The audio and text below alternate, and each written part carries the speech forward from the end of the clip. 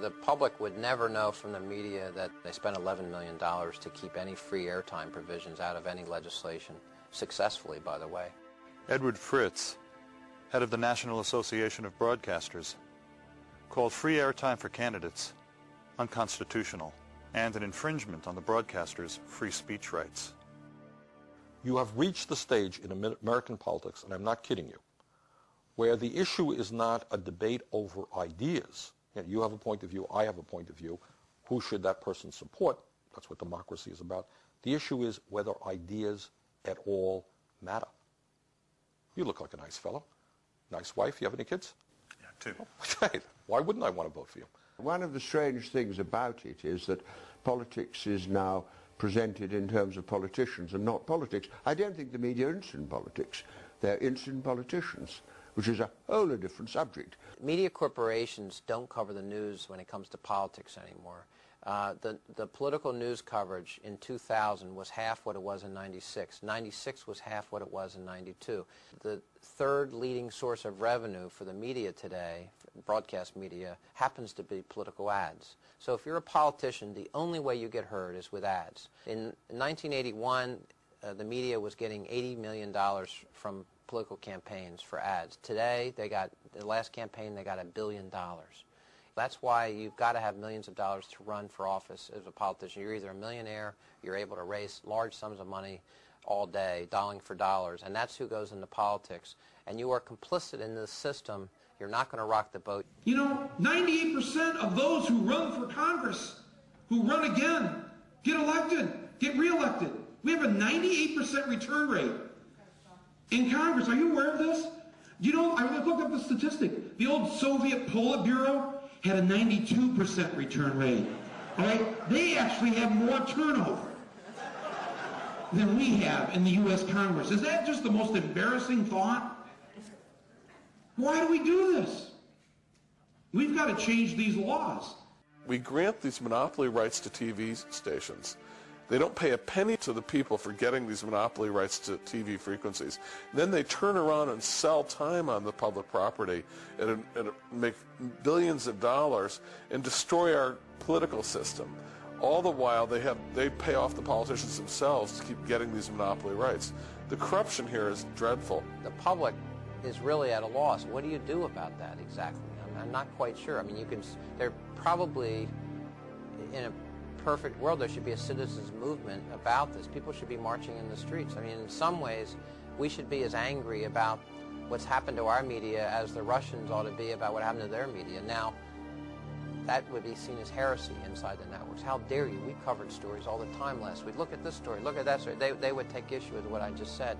They'd probably call you un-American. They would call me un-American and a bomb thrower, and I probably won't be on any of their airwaves anymore after this interview.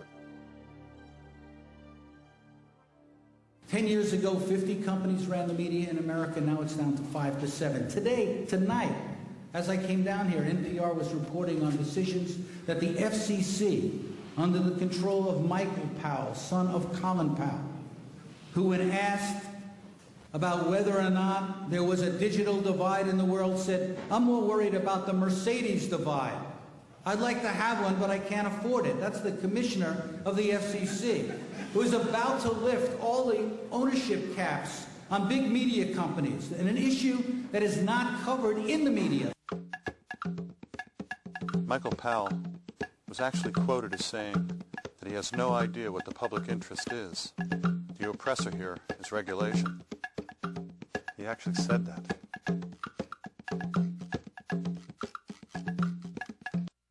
Michael Powell and Republicans in the office of the FCC, we were on the verge with our campaign of making major changes to the rules and the public interest obligations of broadcasters.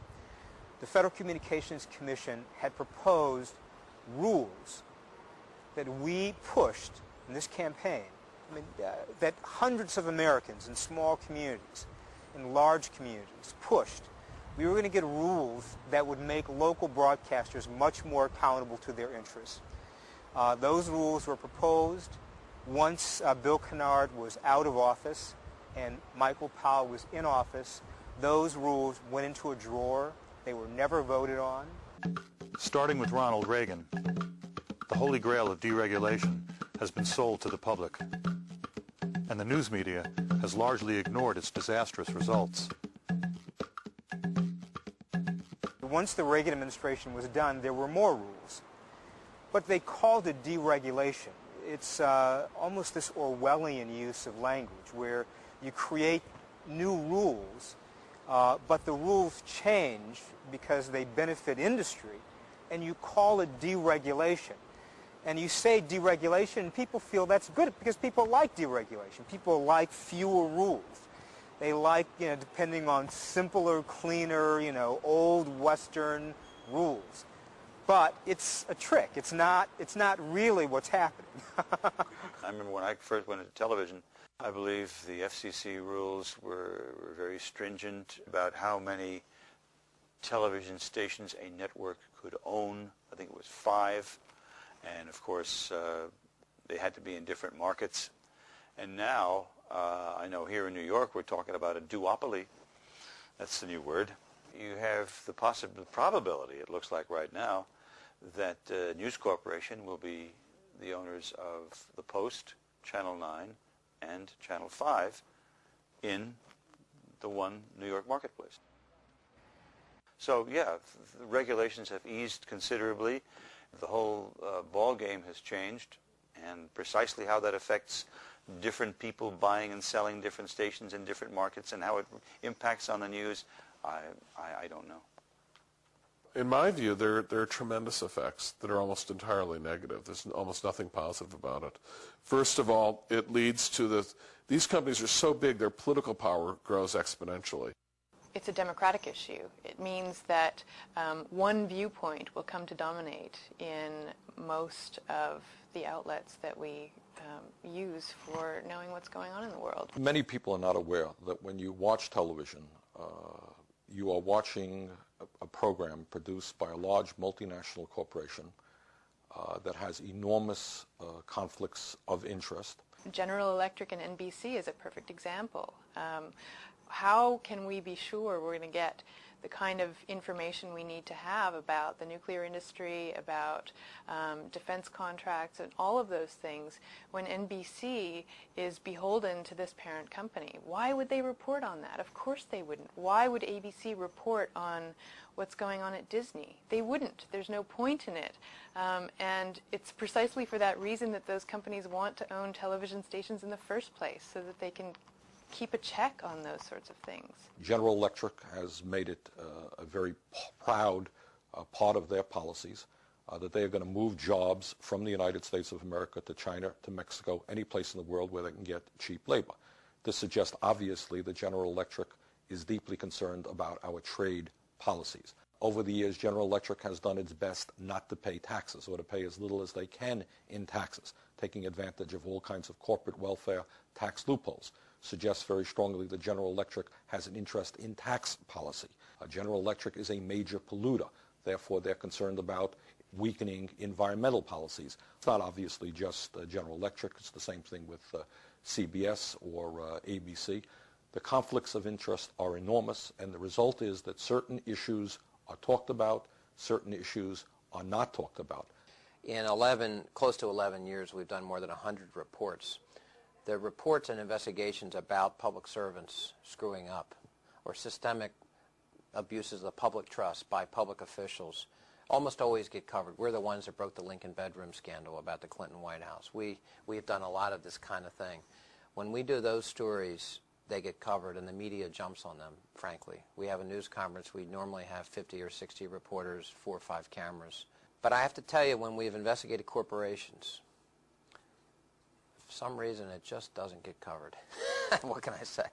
See the Business Week cover a short while ago. The majority of Americans believe that corporate America is just one corrupt institution that needs to be reined in.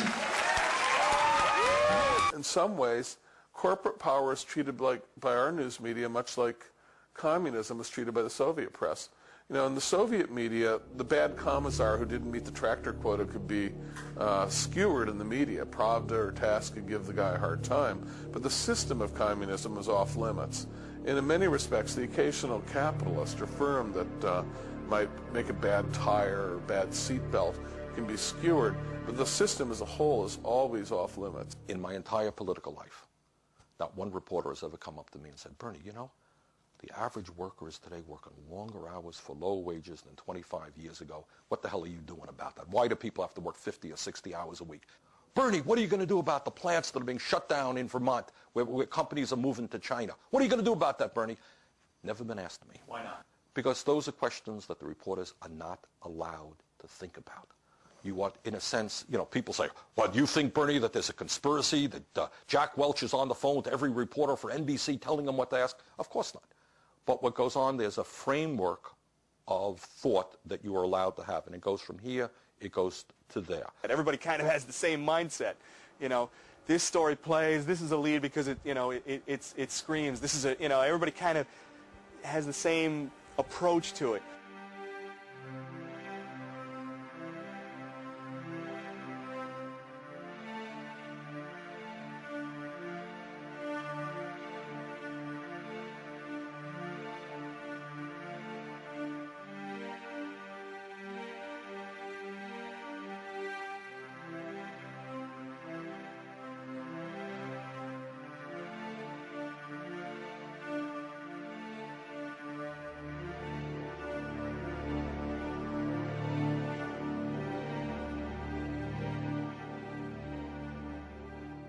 Everybody knows about Enron and how the guys at the top managed to cash out very handsomely while preventing the pensioners from withdrawing their money in time to prevent complete ruin, financial ruin.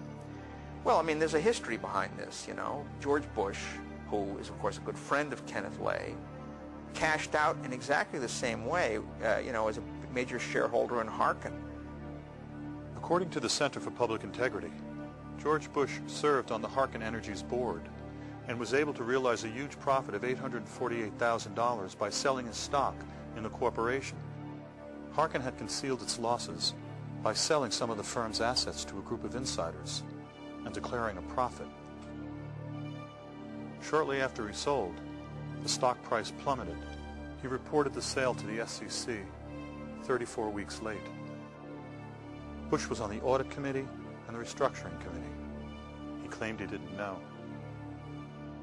I propose some tough new standards for corporate reform. Like you all, I took a look out there and saw a problem. And the problem was we had some folks who were trying to fudge the numbers. We had some people who decided they weren't going to tell the truth when it came to their assets and liabilities. The Harkin inside trading story was reported by the Center for Public Integrity 7 months before the presidential election, but the mainstream media chose not to report the story. This represents a kind of insider trading. It's obviously epidemic at the top. In the 2000 election campaign, the mainstream news media hinted that Al Gore was a liar. At the same time, the press ignored or glossed over serious questions about George Bush. From repeated allegations that he had gone AWOL to inside trading. Is there a connection between Bush's avowed policy to completely deregulate big media and their see no evil news coverage? Call it a coincidence. You know, they'll cover whatever they damn well please, and it's not going to get in the way of the bottom line. It's not going to cost a lot of money to produce, and it's generally not going to upset the powers that be, of which they are a major part themselves. And that's where we are as a country, and it's really grim to watch. It's very depressing. Bush made millions of dollars as governor of Texas, and his father is now making millions of dollars as a worker for Carlyle, making millions of dollars thanks to the policies of his son.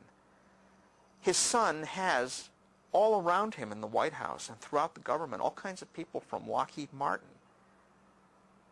And Lockheed Martin's making out like a bandit because of the war on terrorism. This is a scandal of such magnitude, you know, that you'd think that the press would be thanking its lucky stars that it happened on their watch because it's such a great story. No, it's too big for them to cover.